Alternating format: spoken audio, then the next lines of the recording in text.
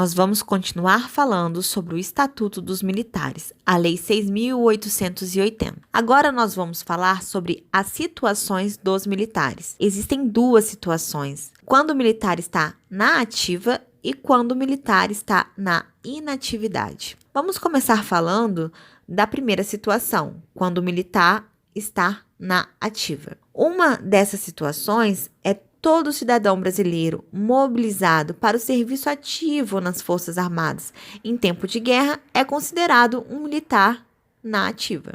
A segunda opção são os militares de carreira. Os militares de carreira são considerados militares na ativa.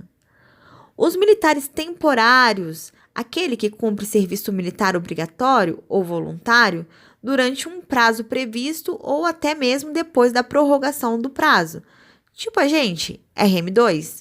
Então, os temporários também são considerados militar na ativa.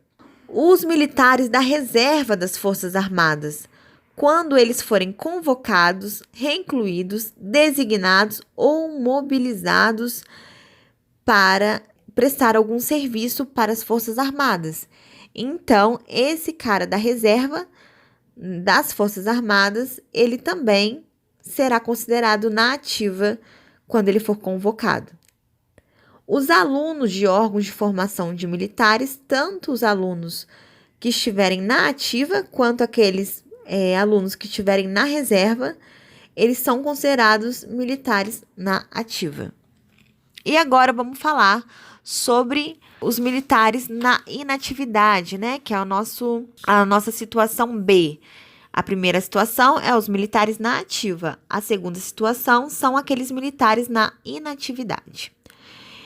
Então, vamos começar a entender primeiramente aqui o que é reserva e o que é reformados. O militar na reserva é aquele militar considerado aposentado, para ficar mais fácil o entendimento. E aquele militar que foi reformado é aquele militar que não pode mais servir às forças militares, tá bom? É como se ele tivesse dispensado definitivamente. Então, a primeira opção de militar na inatividade é aquele militar da reserva remunerada, que ele está sujeito à prestação de serviços na ativa, desde que ele seja convocado ou mobilizado. E ele recebe o salário dele, né? Ele é remunerado pela União. Então, este é o primeiro exemplo de militar na inatividade, que é o nosso militar da reserva remunerada. A outra opção é o nosso militar que foi reformado. Naquele caso que eu disse, que ele é dispensado definitivamente, então, ele também é considerado na inatividade. Ele não vai mais prestar serviço na ativa, ele continua recebendo o salário da União, mesmo não precisando mais prestar serviços, tá bom? Na forma de militar na ativa. E a terceira opção e última opção é aquele militar que presta serviço, aquele serviço de tarefa por tempo certo, o famoso TTC, que nada mais é do que aquele bico. E quem é que pode prestar esse serviço, né? É aquele militar que está na reserva remunerada, fazendo um biquinho, ou, excepcionalmente, aquele reformado. Por quê? Pode ser que ele esteja na reserva e aí ele está fazendo aquele bico, né? Que é o famoso TTC, que é tarefa por tempo certo, e aí, durante esse tempo, ele foi transferido para reformado. Então, nesse tempo, ele também será considerado como na inatividade. Só que, por que excepcionalmente? Porque só quem pode, de forma direta, estar executando essa tarefa por tempo certo são os militares da reserva remunerada.